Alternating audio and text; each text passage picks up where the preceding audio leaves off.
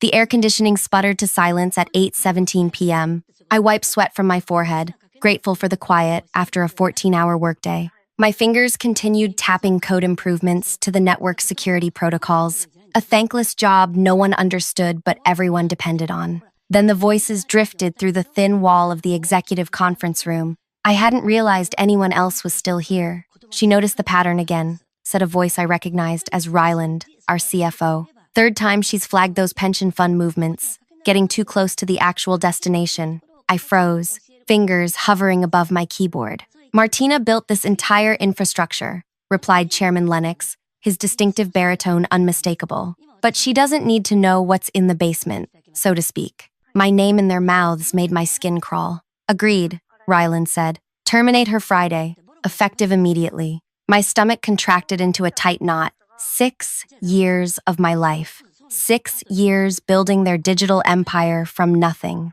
Can you imagine her face when we tell her? That was Wyatt, the HR director. That panicked expression she always gets when she's cornered. Remember how she looked at the budget meeting when we shot down her raise request? Absolutely priceless. Their laughter slithered through the wall. Blood rushed to my face, hot and pulsing. She actually believed she'd get compensated fairly, Lennox added between chuckles. As if building our entire digital infrastructure warrants more than entry-level compensation. She should be grateful we gave her the opportunity, said Ryland. Women in tech are a dime a dozen these days. More laughter. Make sure IT is ready to lock her out instantly, Lennox continued. I want her credentials revoked before her ass leaves that chair. She's too smart to leave any access. What about the systems? Ryland asked. Who'll maintain them?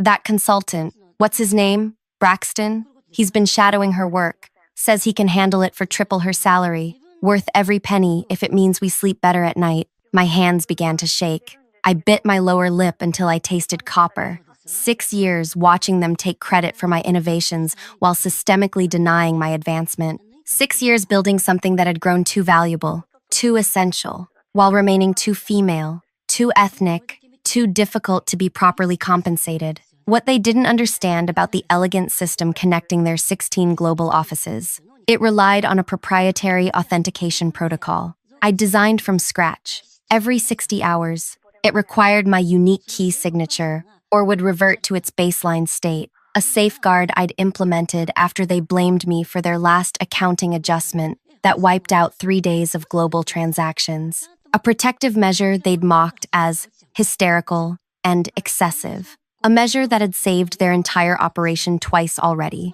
I closed my laptop silently, gathering my things as their conversation shifted to golf scores and vacation homes. These men had no idea what they'd just done. No idea at all. Wednesday morning brought unusual attention. Owen, the chief technology officer, hovered near my workspace as I methodically reviewed code. Making progress on that security update? The board suddenly wants a status report on your server work, he said, eyes scanning my screen. Almost complete. I lied, fingers perfectly steady despite my racing heart. His gaze crawled over my monitor. We should discuss knowledge transfer soon. You're too integral to our operations to have everything in your head. Happy to document whatever you need, I said with a practiced smile. That evening, I returned to an empty building. I didn't sabotage anything. That would be too obvious, too traceable. Instead, I created something elegant, a transparent bridge that would activate once my authentication key went inactive for exactly 47 hours.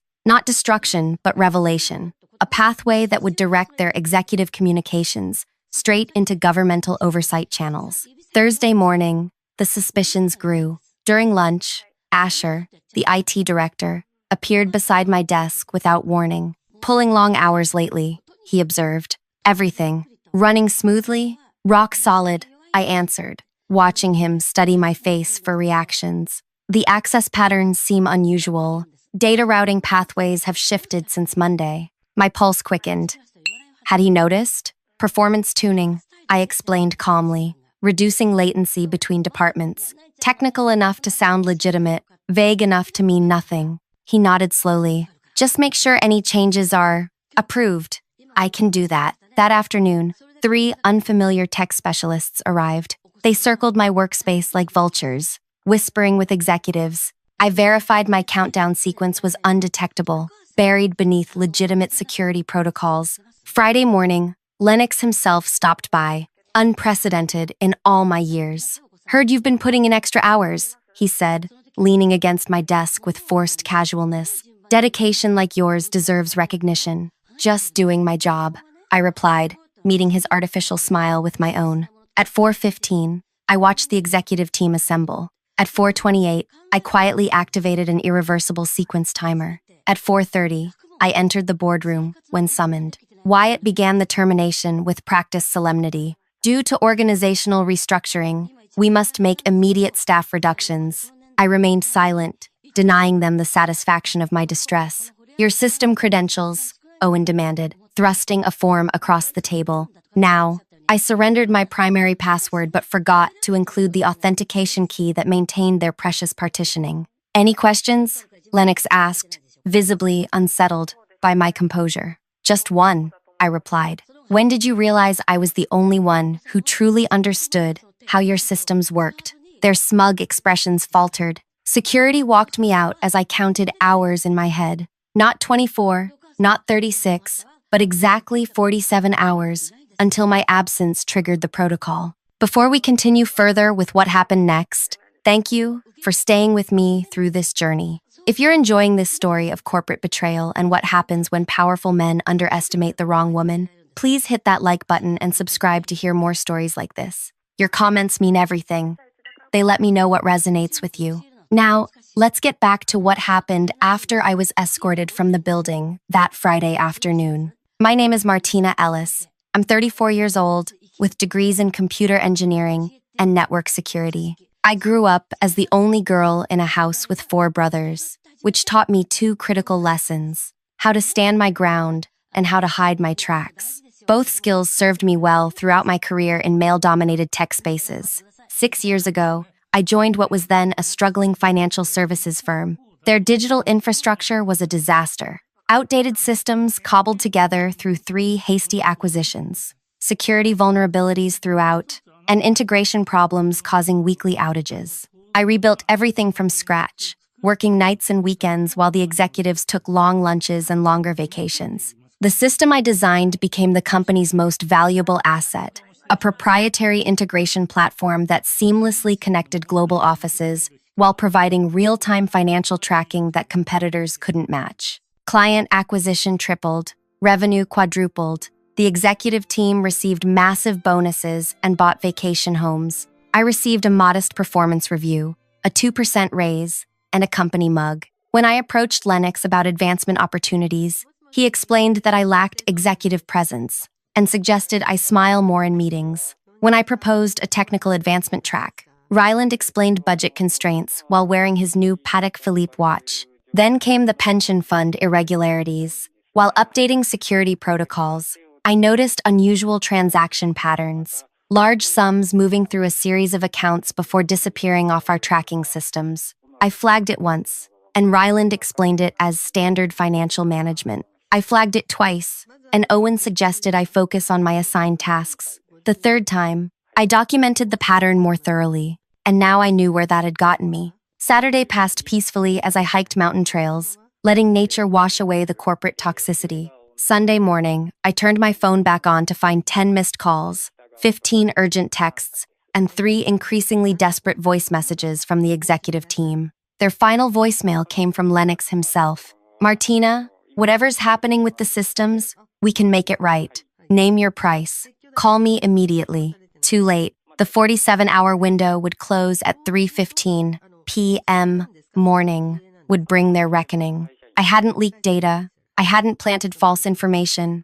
I'd simply removed the artificial barriers I'd built, allowing their own words, their own schemes, their own manipulations to flow directly into regulatory oversight systems. By Monday's opening bell, 8 executives would face federal questioning about the $220 million in diverted pension funds they'd hidden. By noon, trading would halt as their internal messages detailing exactly how they'd falsified financial statements flowed directly to the SEC. The system wasn't broken. It was finally working exactly as justice demanded. At 2:30 p.m. Sunday, Ryland appeared at my apartment door, something I never thought possible. How did you find me? I asked, not inviting him in. Please, he said, desperation replacing his usual arrogance. The systems are behaving strangely. Authentication failures, weird routing patterns. Braxton can't figure it out.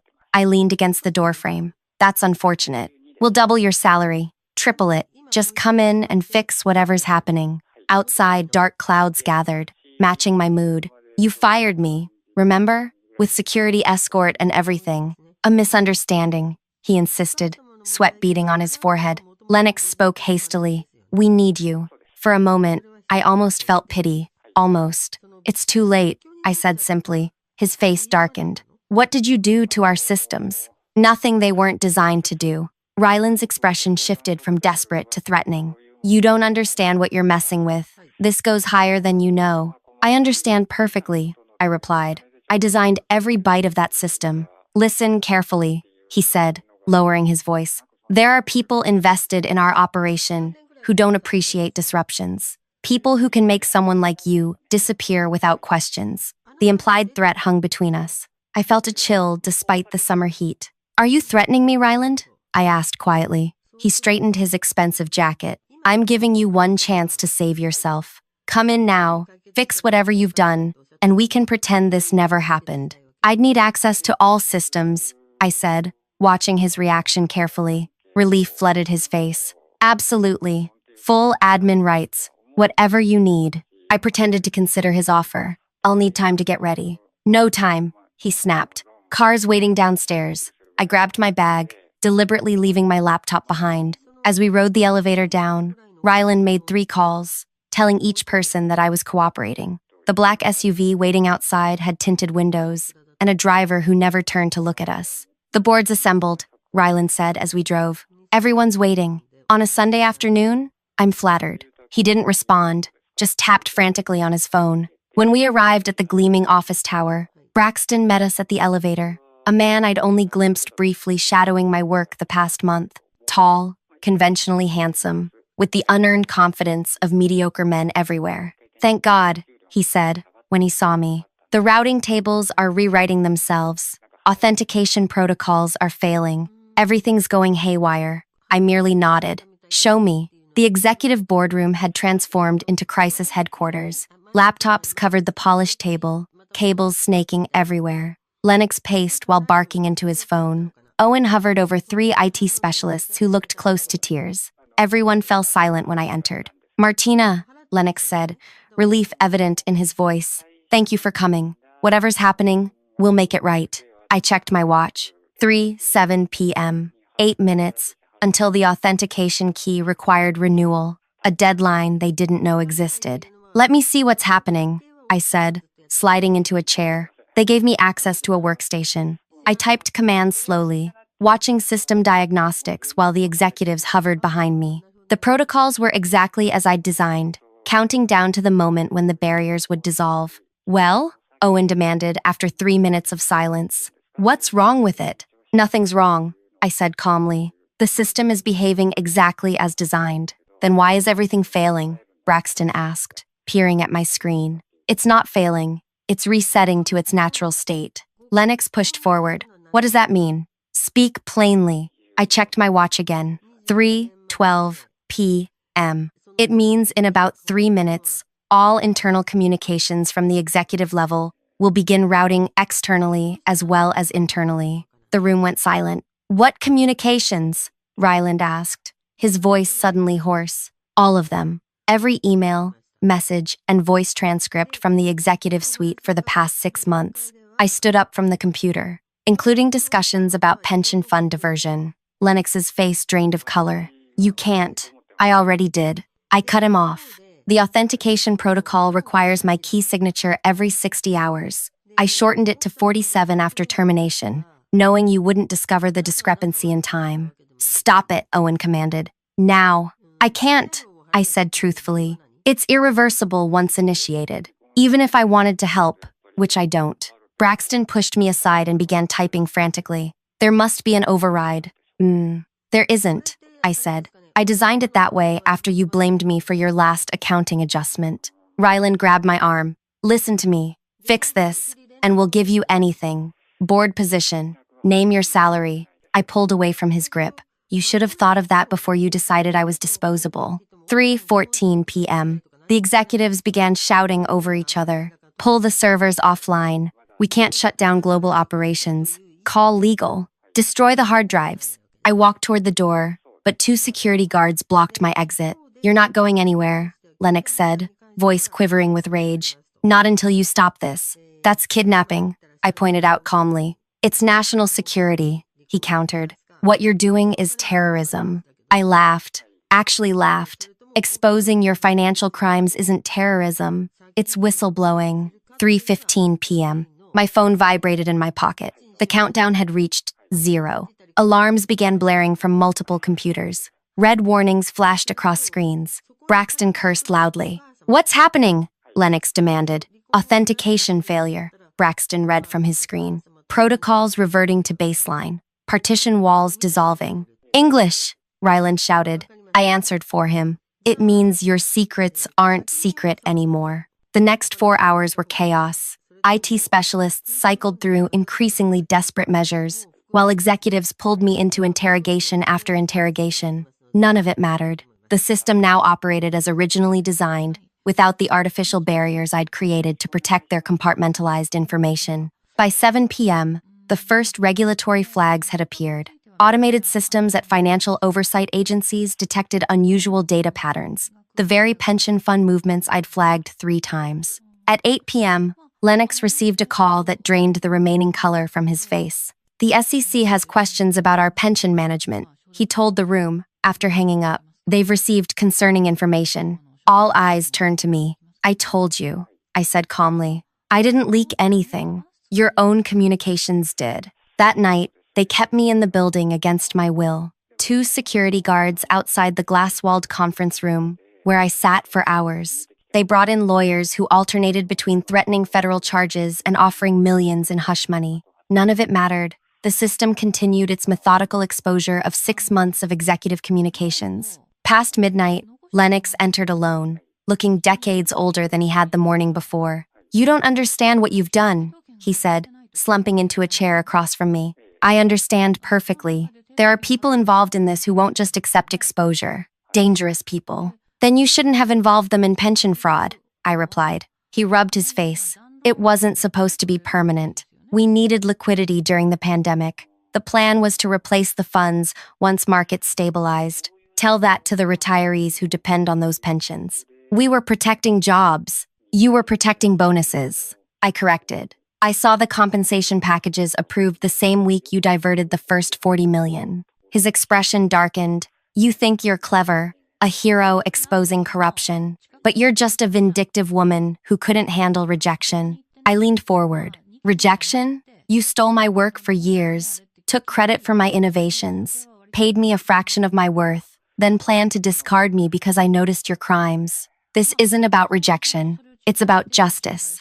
They'll come for you too, he warned. You built these systems. You're complicit. No, I shook my head. I have dated, time-stamped reports flagging these issues 3 separate times. Reports you ignored or suppressed. I'm protected under whistleblower statutes. Around 2 a.m., they finally let me leave, realizing holding me would only add kidnapping to their growing legal problems. I slept dreamlessly that night, exhausted but at peace for the first time in years. Monday morning arrived with breaking news. Trading had been halted on the company's stock pending regulatory investigation. By noon, federal agents swarmed the office building. By evening, 8 executives, including Lennox and Ryland, had been escorted from the premises for questioning. I watched it unfold from my apartment, fielding calls from regulatory agencies who wanted my testimony. Each call confirmed what I already knew. The evidence was overwhelming and irrefutable. The executives' own words, preserved in their messages to each other, provided all the proof needed. Tuesday brought unexpected visitors, representatives from the pension fund's beneficiaries, thousands of employees and retirees whose futures had nearly been stolen. They're calling you a hero, said Jenny, a retiree who'd worked 30 years at the company before Lennox took over. You saved our livelihoods. I hadn't expected this. The human faces of those I'd protected without realizing. It hit me harder than anything else, seeing gratitude in the eyes of people who'd nearly lost everything. Wednesday morning, My phone rang with an unknown number. Martina Ellis? A deep voice asked. When I answered, "Speaking. My name is Director Hollister, Federal Financial Crimes Task Force. We need to talk about your former employer." My heart raced. Was I in trouble after all? "I'm listening," I said cautiously. "Not on the phone," he replied. "A car will pick you up in 30 minutes. Bring any supporting documentation you have." The black government vehicle arrived precisely on time. The agents inside were professional but tight-lipped, driving me to a nondescript federal building downtown. Director Hollister was a stern-faced woman in her 50s with calculating eyes that seemed to see right through me. "Miss Ellis," she said once we were seated in a conference room, "you've uncovered one of the largest pension fraud schemes we've seen in a decade. But we need to understand exactly how you did it." For the next 3 hours, I walked them through the system architecture, the authentication protocols, and how the partitioning had been designed. I explained each safeguard and how, when removed, the executive's communications naturally flowed into regulatory oversight channels. "So you didn't technically leak anything," she clarified. "You simply removed artificial barriers that were hiding information." "Correct. The system reverted to its natural state." She studied me for a long moment. "Clever, almost too clever, which raises questions about your own culpability." My mouth went dry. I flagged the irregularities 3 times. "So you've said, but we only have your word for that." Had I miscalculated? Was I about to become the scapegoat, after all? Director Hollister slid a folder across the table. "Open it." Inside were printouts of my 3 flagged reports, complete with timestamps and recipient acknowledgements. "Where did you get these?" I asked, stunned. "Your authentication protocol reset didn't just expose their communications. It also restored access to suppressed internal reports, including these reports that executives deliberately buried." She almost smiled. "You've been more thoroughly vindicated than you realized." Relief flooded through me. "What happens now?" "Now," she said, closing the folder, "we'd like to offer you a job." I blinked at Director Hollister, unsure if I'd heard her correctly. "A job?" "The Financial Crimes Task Force needs people who understand how these systems work from the inside. People who can recognize patterns others miss." She leaned forward. "People with your particular skill set and moral compass." "I'm not law enforcement," I said cautiously. "No, you're something more valuable. A systems architect who understands both the technical and human vulnerabilities in financial networks." She slid a business card across the table. "Think about it. We offer competitive compensation and the satisfaction of stopping people like Lennox before they can do real damage." I pocketed the card, mind spinning with possibilities I hadn't considered. As I left the federal building, my phone buzzed with a notification. Breaking news. The company's stock had plummeted 68% since trading resumed. The pension fund story had broken wide open, with financial networks running special reports on one of the largest attempted pension thefts in corporate history. That evening, my doorbell rang. A courier handed me a certified letter, a preliminary lawsuit naming me as a defendant, alongside the executives. The company's board was scrambling to distance themselves, attempting to frame me as a disgruntled employee who had participated in the scheme. My stomach dropped. Had I underestimated how far they would go to protect themselves? I called Director Hollister immediately. "We expected this," she said calmly. "Standard corporate defense strategy. Spread the blame as widely as possible." "Don't worry, Miss Ellis. The evidence speaks for itself. But legal battles could drag on for years," I said, panic rising in my throat. "I can't afford." "Check your email," she interrupted. "The Whistleblower Protection Office has already filed counter motions. You'll also find contact information for 3 attorneys who specialize in these cases. They're expecting your call." True to her word, my inbox contained everything she'd promised. One email stood out, a message from the Justice Department confirming my protected status as a whistleblower, effectively shielding me from corporate retaliation. Over the next 2 weeks, the situation evolved with dizzying speed. Lennox, Ryland, Owen, and 3 other executives were arrested on multiple charges, including wire fraud, pension theft, and obstruction of justice. The company announced a comprehensive reorganization as its stock continued to plummet. Meanwhile, I received an unexpected offer from the Pension Fund's Trustee Board, a consulting position to rebuild the company's systems with proper oversight and transparency.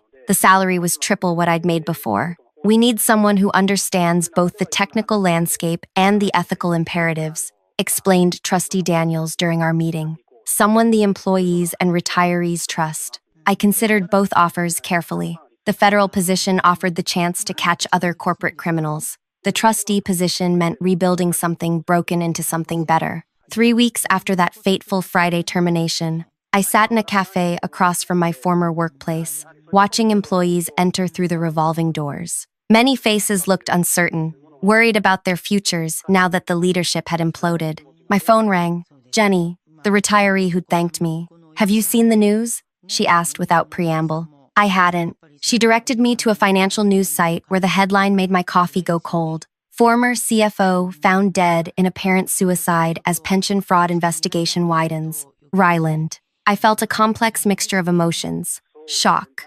Sadness. But not guilt. His choices had led to his end, not mine. "There's more," Jenny continued. "They've discovered offshore accounts. The money trail leads to 3 other companies with the same leadership structure. This wasn't isolated, it was systematic. The investigation had expanded beyond anything I'd imagined. My simple act of removing digital barriers had uncovered an entire network of corporate theft spanning multiple companies and countries. That afternoon, I received another unexpected call from Braxton, the consultant who'd been shadowing my work. "Can we meet?" he asked, voice tense. "There are things you should know." We arranged to meet at a public park. Braxton looked terrible, unshaven, eyes bloodshot, constantly glancing over his shoulder. "I didn't know," he began without greeting. "About the pension funds. I swear, Martina, they told me I was being brought in for standard succession planning. Why are you telling me this?" He swallowed hard. "Because last night, 2 men came to my apartment asking questions about you,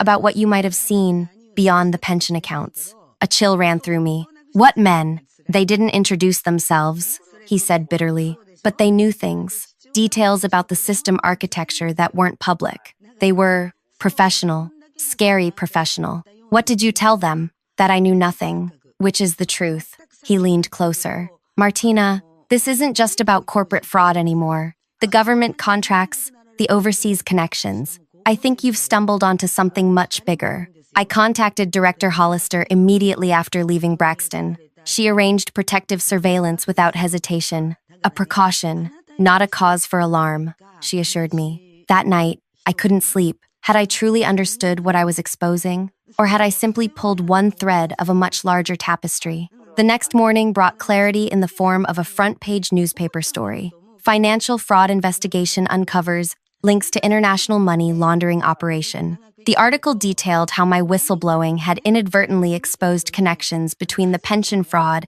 and a sophisticated global network moving billions through shell companies. Senior government officials in 2 countries had already resigned. Financial regulators worldwide were launching coordinated investigations. 1 month after my termination, I testified before a congressional committee investigating corporate pension fraud. Cameras flashed as I described discovering the irregularities and being fired for my persistence. The committee chair called me a profile in corporate courage. The media narrative transformed me from terminated employee to folk hero, the system architect who brought down a criminal enterprise. Interview requests flooded in. A major publisher offered a book deal. A prominent university asked me to give their commencement address. I declined most offers, uncomfortable with the spotlight. But I did accept Director Hollister's job offer, with one condition: I would work as an independent consultant, maintaining my freedom to choose my projects and speak publicly about corporate accountability.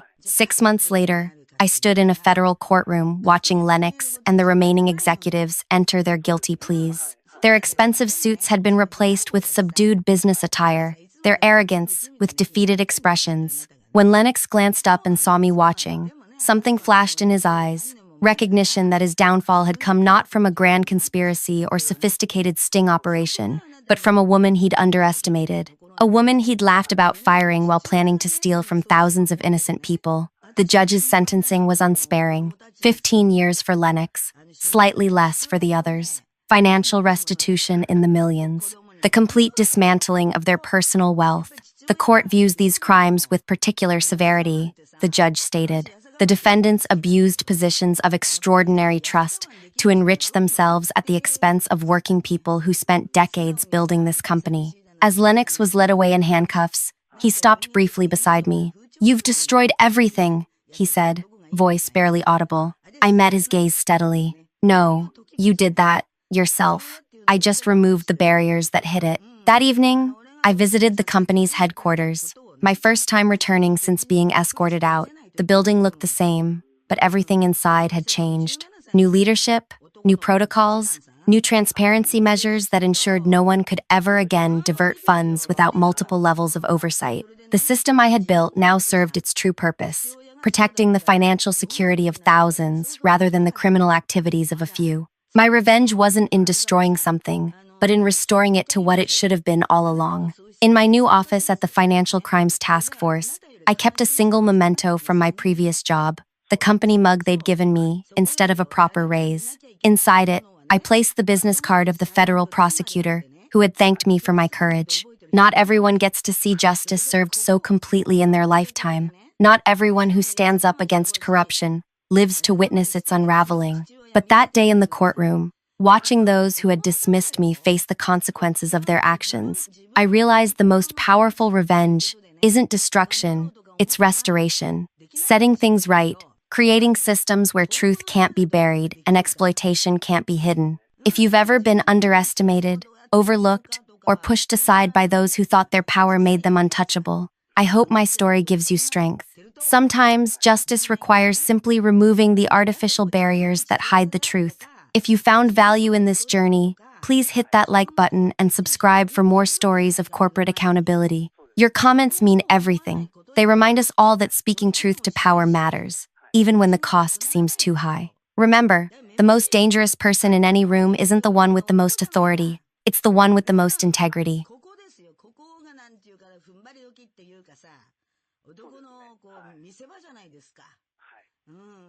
17歳の男の子にどういう父親